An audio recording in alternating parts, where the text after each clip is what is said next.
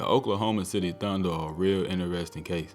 In 3 years, they went from being absolute doo-doo water to a young team with a pretty bright future, to now being one of the best teams in the league. Now there are a lot of different factors that go into such a fabulous rebuild. The Thunder managed to play their cards flawlessly. Sam Presti deserve a statue in their city when it's all said and done. The Paul George trade, for them at least, is one of the best of all time. Getting a surplus of picks from this alone, and more from the many other moves that they've made over the years. The reason they so cold now is that they've actually hit on these picks. A lot of picks, specifically lottery picks, don't do you no good if you keep missing. But when we talking about players, it start with the man they acquired in the PG deal.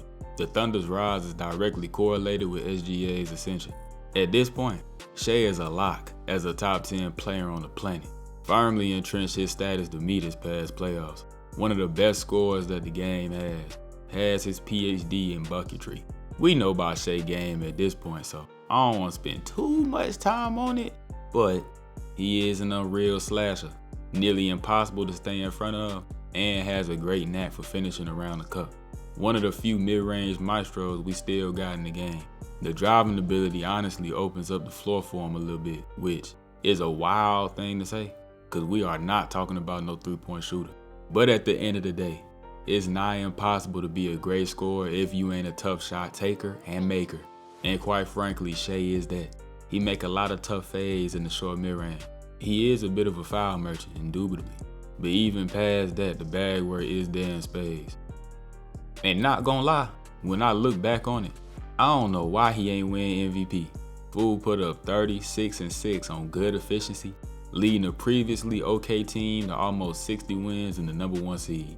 But hey, and looking at the rest of the roster, you got one of the most unique players in the league, who's also one of the better number 2s, and still only 23.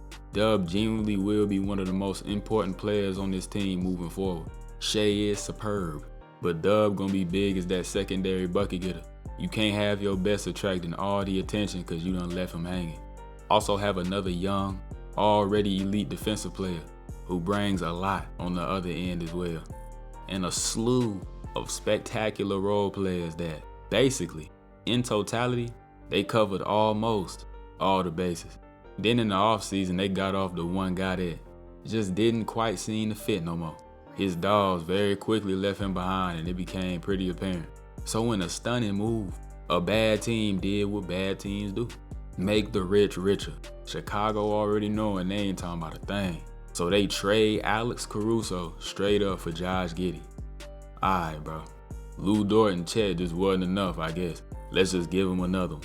The move was interesting though, because essentially what OKC did was double down, triple down on their strengths. They was already a good defensive team that thrived in the open floor. Turn you over and run. But they big problem last year that Dallas completely aired out in the offs is that they was too little. They got bullied in the paint a little bit. And after they got Caruso, I thought they just ain't care. Then they signed Isaiah Hartenstein. Now obviously Hartenstein ain't super elite or really elite in general, but he is a real good player that should fit seamlessly in OKC and provide them with everything that they was missing. Size, first and foremost. And on the offensive end, he is a great complementary piece. He ain't some ball-dominant guy that need to rock 24/7. He's a great screener and passer as well. Able to combine the two, operating with the rock a little bit and serve as a hub. Also out of the pick and roll, he put a real good flow to the use. Basically, he can further help add to their versatility. All the off-the-wall stuff OKC had going for a good bit of last season. He real good defensively too. A very good mover for his size and really just a smart defender. He is somebody that you feel pretty good about covering the premier centers of the league. I genuinely do think it's a splendid pickup. One of the best of the offseason whole time. It's just a lot more low-key. Now, this is the year that I've really started looking at the Thunder. Going into last year, it was just like, look out for the Thunder. They on the come up, I see the vision. They for sure took that step and now they there. Super young team. And last season was their first time on that stage. Was the 1 seed. And was like that throughout the whole year, so they had a target on their back. Played decently in April, but They ran into who just proved to be the better team, that they really ain't match up the best against. It was Shai's first playoff appearance as the ace. He thrived. J-Dub definitely had some questionable moments, but it was his first time now. The trainer wheel's off now. They've gotten some experience, know what to expect, and hopefully learned and improved from it. Seen a podcaster recently say it's championship a bust for him. I don't know about all that now, but I have seen examples of younger platoons who came up short that I thought would go on to rule the world, but due to unforeseen factors and situations and injuries, they didn't at all. So I can understand the urgency. That aside, I do absolutely love their roster. At this point, I see no real weaknesses. They can go bigger, smaller, put shooters on the court.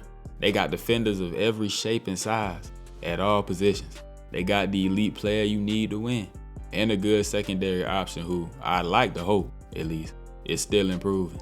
I'm picking up what they putting down. Now, do I actually really genuinely think they beat Boston? Nah, not even gonna keep lying. But I do really like them. And for the sake of keeping this upcoming season interesting, I'm still gonna make the Oklahoma City Thunder my championship pick for the year. Hope y'all enjoyed this one right here. Like I said, bro, I don't actually think they beat Boston for real. I think Boston finna repeat the whole time. But I don't care. I'm just gonna roll with it. Like I said, hope y'all enjoyed. If you did, leave me a little like. Leave any kind of thoughts that you got in the comments. Subscribe to the channel. Tap in on my social medias too. I'll link them in the description and all that. And I'm gonna see y'all soon in the next one.